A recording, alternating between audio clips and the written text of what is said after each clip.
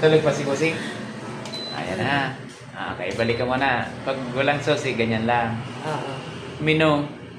O, ayan. Lalabas na yung susi dyan. Oo. Ito, oras ngayon. Kung gusto mong galawin yan, pindutin mo yan. Pag tapos mo na yung set, ito yung pampababa. Ito yung pampataas.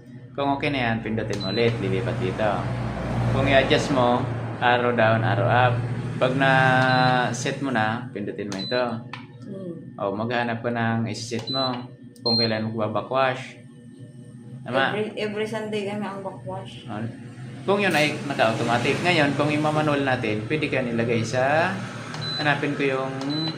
Ayan. 3 days yan.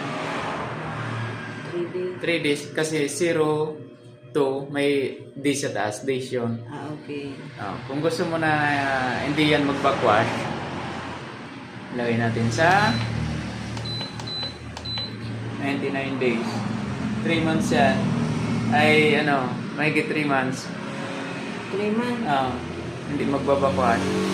Pero pwede namin yan every Sunday lang. Sige. Kasi lang naman ito. Select ko na ilalagay natin ng 99 para hindi siya mag-auto backwash. Pero dati hindi naman kasi nag-automatic backwash. Ba't kaya nag-automatic backwash? Hindi ko pa naman nakikita ng error sa kahit sa display hindi man siya nagbi-blink. Okay. Ayan.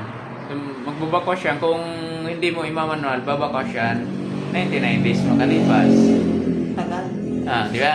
Kaya kung imamanual mo, itong di ba ginagamit niya ito palagi? Oo. Yun na lang ang niya. Okay na yan. Sa 99 days yan. So, hindi siya nag-backwash nung kagabi. Hindi siya nag-backwash kagabi. Binakwash ka kagabi. Binakwash ito kagabi? Oo, lahat to backwash.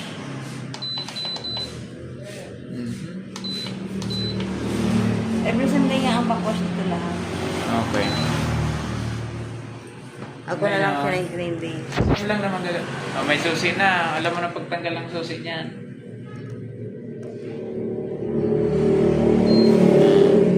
Mino.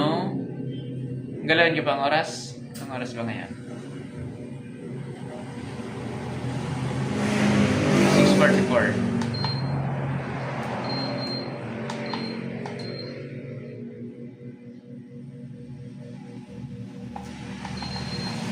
Oras yun ngayon. Kung kailan magbabakwash, alas 10 ng gabi.